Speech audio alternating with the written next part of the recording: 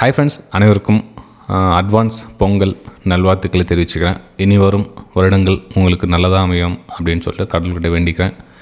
அதுக்கு முடிஞ்ச அளவுக்கு நம்ம கண்ட்ரோலில் இருக்கணும், நம்ம சொல்கிறத நம்ம கேட்கணும், நமக்கு சுய நினைவோடு ட்ரேடிங் பண்ணணும்.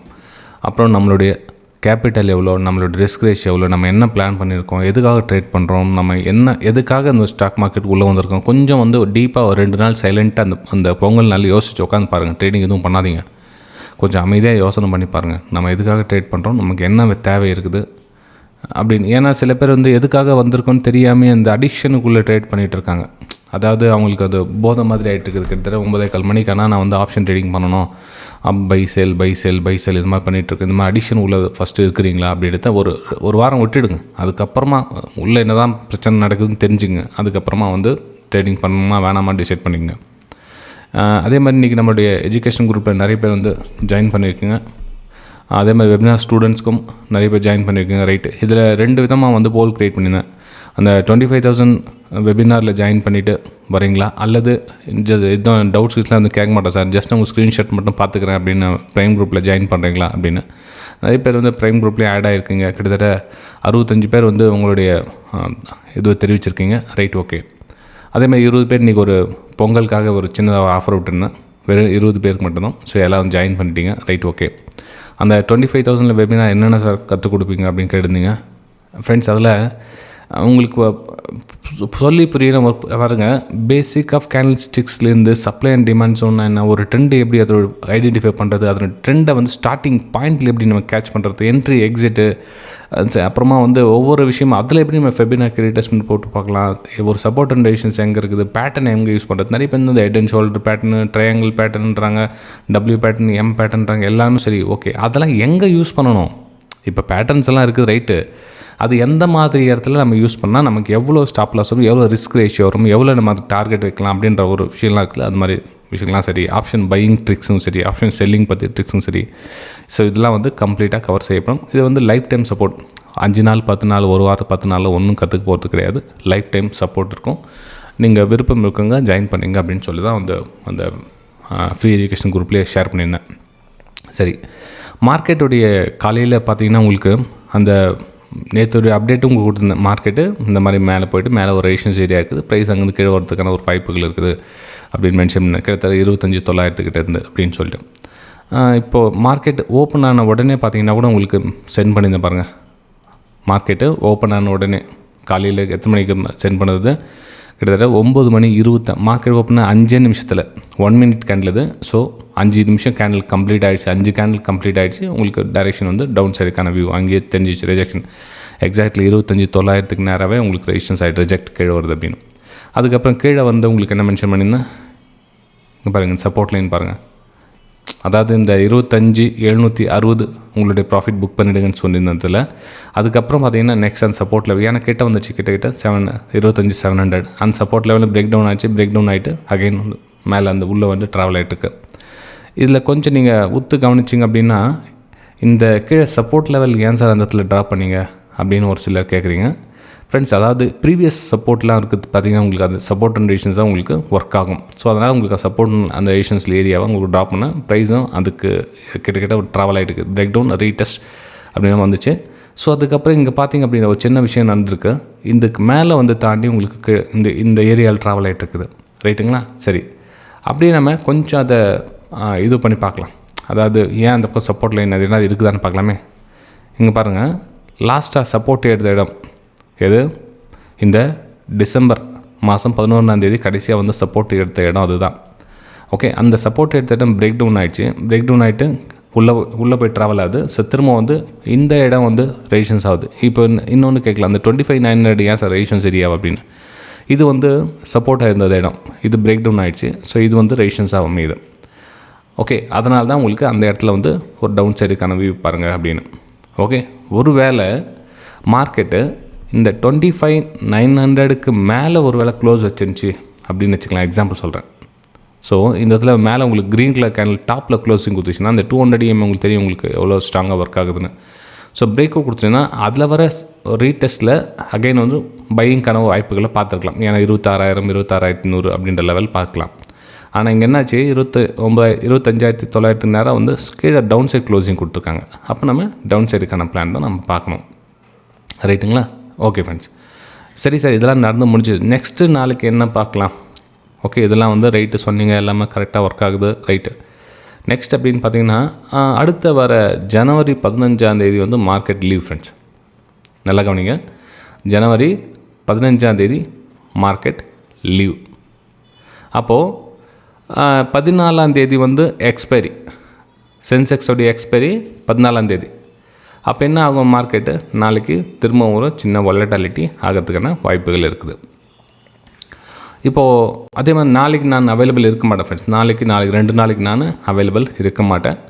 இருந்தாலும் முடிஞ்சளவுக்கு ஏதாச்சும் நம்மளுடைய ஸ்டூடெண்ட்ஸ் ஷேர் பண்ணாவோ அல்லது என்னுடைய மொபைலில் என்னாச்சும் உங்களுக்கு ஷேர் பண்ண முடிஞ்சாவோ கண்டிப்பாக நம்ம 2 குரூப்லேயும் வந்து ஷேர் பண்ணுறேன். ஓகே, சரி. இப்போது நெக்ஸ்ட்டு மூவ் எங்கே சார் போகிறதுக்கான வாய்ப்புகள் இருக்குது அப்படின்னு பார்த்தீங்கன்னா, இப்போது இந்த சப்போர்ட்டை நம்ம பிரேக் டவுன் பண்ணி கீழே வந்துச்சு அப்படின்னா நம்ம வந்து அடுத்த லெவல் இந்த 25,500 லெவலில் பார்க்கலாம். அதாவது இங்கே கீழே டவுன் சைட் க்ளோசிங் கொடுத்துச்சு அப்படின்னா, இந்த சப்போர்ட்டை பிரேக் டவுன் பண்ணி கீழே க்ளோசிங் கொடுத்துச்சுன்னா இந்த 25,500 வரலாம் ப்ரைஸ் பார்க்கலாம். ஓகே, சரி. இதுக்கு மேலே ட்ராவல் ஆகிட்டுருக்கு சார் அப்படின்றப்போ கொஞ்சம் இந்த ஏரியாவில் வெரி டஃப்பான ஏரியா அது. இந்த 25,800 25,900 இருக்குல்லைங்க, இதெல்லாம் வந்து வெரி டஃப்பான ஏரியாஸ். அதெல்லாம் புரியுதுங்களா?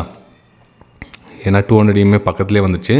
ஸோ இந்த மாதிரி ட்ராவல் சொல்லுன்னா இதுவும் ரெசிஸ்டன்ஸ் தான் ஒர்க் ஆகும். ஸோ இதுவும் ரெசிஸ்டன்ஸு, இங்கே சப்போர்ட்டு.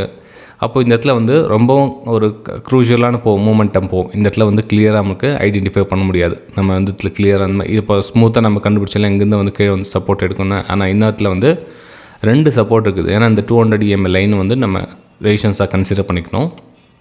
அப்போ நெக்ஸ்ட் வந்து 25,900 இந்த ரெசிஸ்டன்ஸ் ஏரியா இருக்குது. கீழே வந்து இந்த 25,700 வந்து சப்போர்ட் ஏரியா இருக்குது. அப்போது இதில் நம்ம இதுக்கு வெளியே வந்தால் நம்ம ஈஸியாக ட்ரேட்டை பிளானை பண்ணலாம். இதுக்கு வெளியே வந்துச்சுன்னா நம்ம ட்ரேட் பிளான் பண்ணலாம். அல்லது இந்த 25,900க்கு மேலே உங்களுக்கு க்ளோசிங் வச்சிச்சு அப்படின்னாலும் சரி, நம்ம 26,100 26,000 இந்த மாதிரி ரேஞ்சில் நம்ம அடுத்த நகர்வை நம்ம பதிவு பண்ணலாம் அந்த இடத்துல. ஓகே, ஸோ இந்த இடத்துல வந்து ரொம்ப க்ரூஷியலான இடம். இந்த ஏரியா முடிஞ்சாலும் இதுக்குள்ளே இருந்துச்சுன்னா ட்ரேடிங் அவாய்ட் பண்ணிவிடுங்க. Best idea. இதுக்குள்ளே மார்க்கெட் ட்ராவல் பண்ணுது அப்படின்னா இந்த ஏரியாவை அவாய்ட் பண்ணிவிடுங்க. ஏன்னா வந்து ப்ரைஸு ஸ்மூத்தாக போகாது. இந்த இடத்துல கொஞ்சம் மேலே கீழே லோ ஹையர் இந்த மாதிரி மூவ்மெண்ட் ஆச்சுன்னா ரொம்ப டஃப்பாக இருக்கும் உங்களுக்கு ஐடென்டிஃபை பண்ணுறதுக்கு. ஸோ இதை வந்து தவிர்த்துட்டா பெட்டராக இருக்கும். சரி, நெக்ஸ்ட் நம்ம பி போயிடலாம். பியில் என்ன சார் பிளான் பண்ணியிருக்கீங்க? ஓகே, 1 hour டைம் ஃப்ரேம் வந்துடலாம் நம்ம.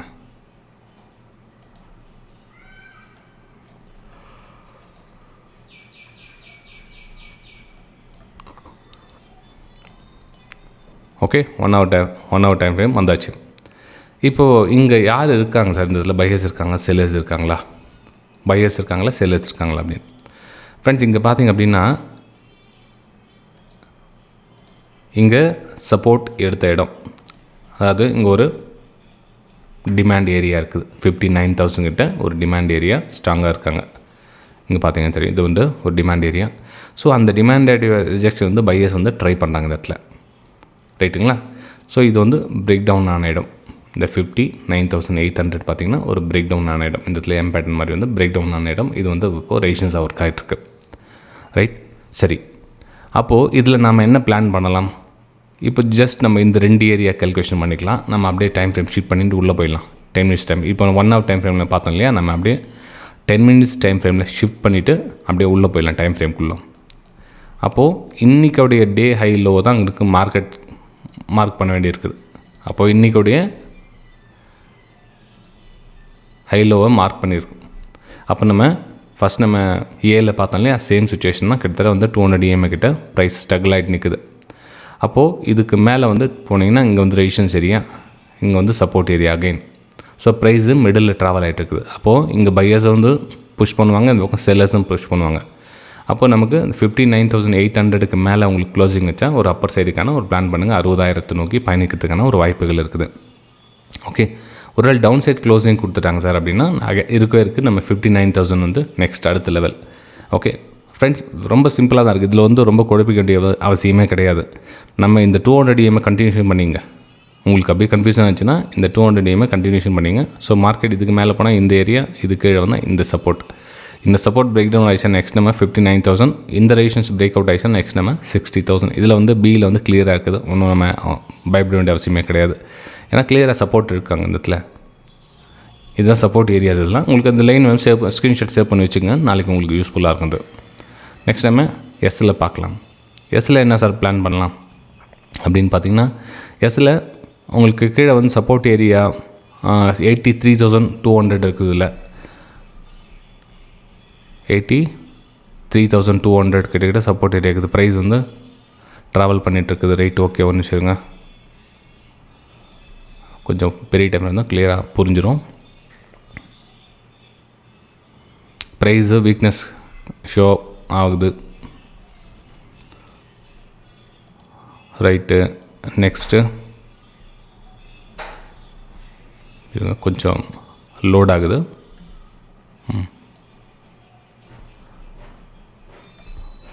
ஃப்ரெண்ட்ஸ், இப்போது ப்ரைஸ் என்னுடைய வியூ பிரகாரம் பார்த்திங்க அப்படின்னா அந்த 200 EMA லைனுக்கு கிட்டக்கிட்ட வந்துட்டு தான் இருக்குது. ஸோ இதனுடைய ரிஜெக்ஷன் பார்த்துருப்பீங்க நீங்கள். ஸோ ப்ரைஸ் பிரேக் டவுன் ஆகிருக்கு. ஸோ அகைன் வந்து இன்னொரு பிரேக் டவுன் ஆனால் நீங்கள் வந்து திரும்ப சப்போர்ட் நோக்கி வருவதற்கான ஒரு வாய்ப்புகளை பார்க்கலாம். 83,200 வந்து டச் ஆகிறதுக்கான ஒரு சான்ஸ் இருக்குது.